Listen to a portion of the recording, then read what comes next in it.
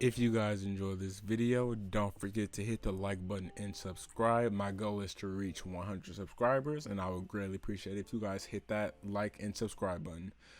And by the way, I just want to point this out at the beginning of the video. At the recording of this video, on what's today? Well, it's midnight, but it's the night of the 26th. Domantas Sabonis is now an All-Star, but I did put him inside this clip because at the recording of the gameplay you're watching right now, he was not an All-Star, but now he is. So I just wanted to point that out because I didn't want to hear anybody in the comments saying, "Oh, Domantas Sabonis is an All-Star. Why is he in the video?" Yeah. Okay. So I'm planning for you guys to either see this on Saturday or Monday, one of the two. I haven't picked yet when I'm gonna upload this, but yeah. So I just want to talk about some of the All-Star snubs, and again, one of the biggest ones was Domantas Sabonis, but like now he's not gonna be in this video, and I'm glad I didn't pre-record this video because then it would have been awkward. But yeah, so the first person I just want to talk about, that was a weird way to start the video, by the way, but the first person I just want to talk about is Trey Young. And it was kind of weird not seeing Trey Young play in the All-Star game, but I do know the reason why he was not selected. Trey Young last year was an All-Star starter, which was very questionable, but again, he was still a starter. And in my opinion, I believed he could have been an All-Star this year, but with the East improving very heavily this, I don't mean standings wise, because honestly the standings in the East is just kind of just all messed up, but besides that, the East has improved player wise. Like people like Kevin Durant and Kyrie Irving actually healthy, people like James Harden, and basically I just named the whole Brooklyn Nets team, but that's not the point. um it was gonna be hard for Trey Young to get in the game. uh the main reason why I believed he was not selected, it mainly has to do with his play style, in my opinion. If you think about it, if I'm not mistaken, the coaches were the one to actually choose the All-Star reserves. And if you think about it, okay, let me just, if you don't know this story, let me just tell you real quick. Trey Young and, no, Steve Nash was Trey Young's idol just growing up. Just keep that in mind. And when the Phoenix Suns played the Atlanta Hawks, Steve Nash just straight up came out and said, Trey Young's drawing foul ability, that's not basketball. And I agree with that. But Trey Young also restated, if I was on your team, you will have no problem with that. And again, he does have a point there. But here's the thing, Trey Young play style has a big issue with a lot of people. He is known to draw a lot of fouls, and not just drawing fouls is bad, but for the fact that he will literally throw his body into his opponent and eventually get the foul. That's where the problem comes in.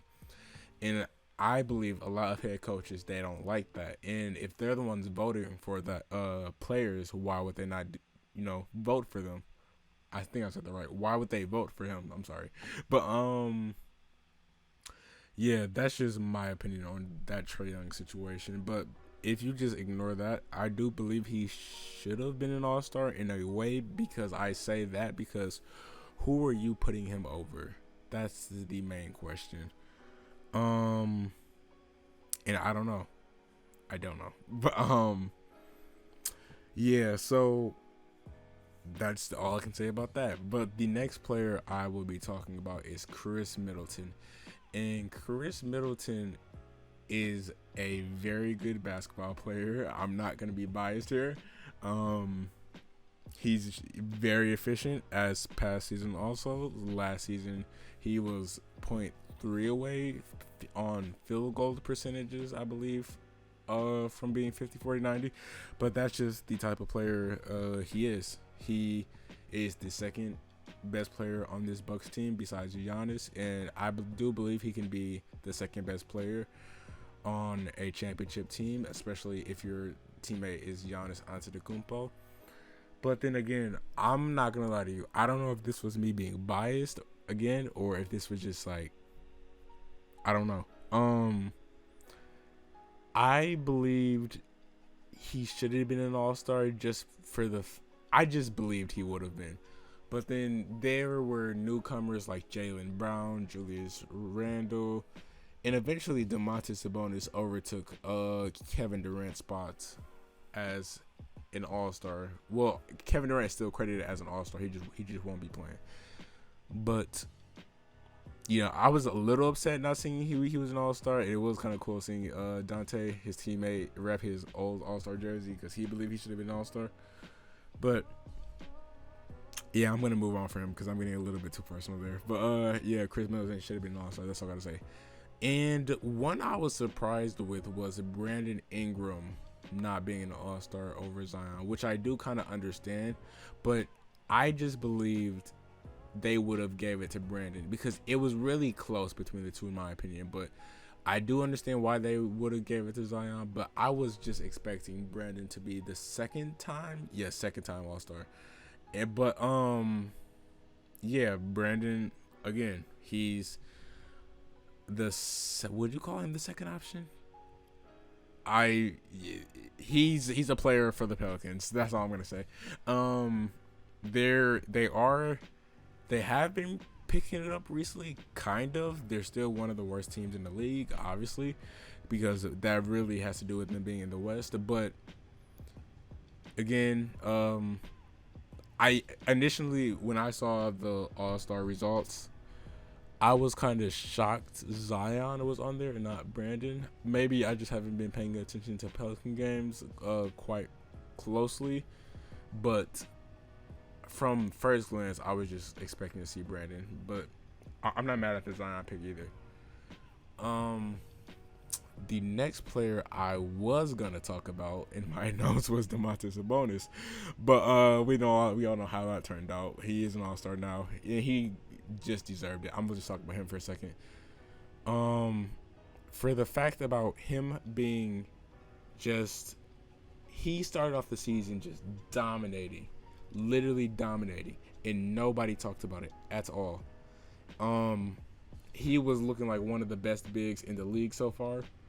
Or so far, he still is, in my opinion. But you know, it's been a long day. I'm sorry, but Domantas Sabonis, he is an all-star now, so I don't know why I'm still talking about that. But let me get to one of the biggest snubs, in my opinion, at least, and that is Bam Adebayo. And if you guys remember, Bam was carrying Miami. They were still losing, so I don't know if that counts by carrying. But Bam was having 40-point games, 30-point games, just fadeaways, mid-ranger. It was actually quite shocking to actually talk about.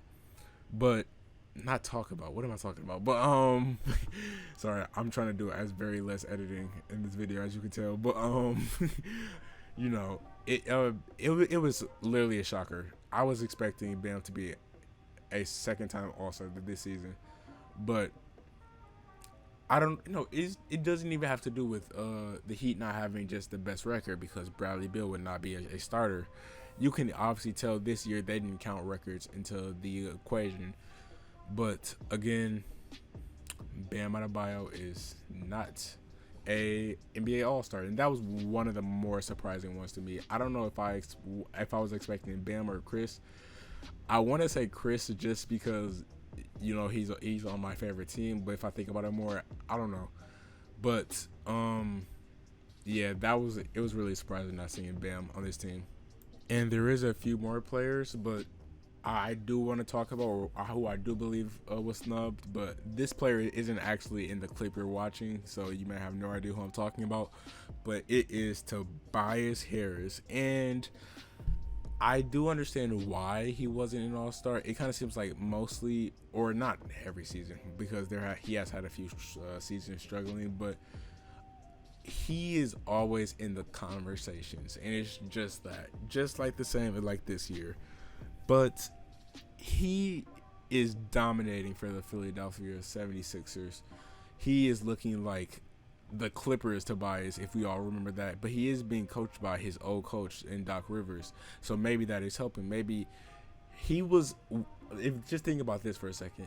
When Tobias was having his breakout season with the Clippers, he was being coached by Doc Rivers, and he is back with his coach in Doc Rivers.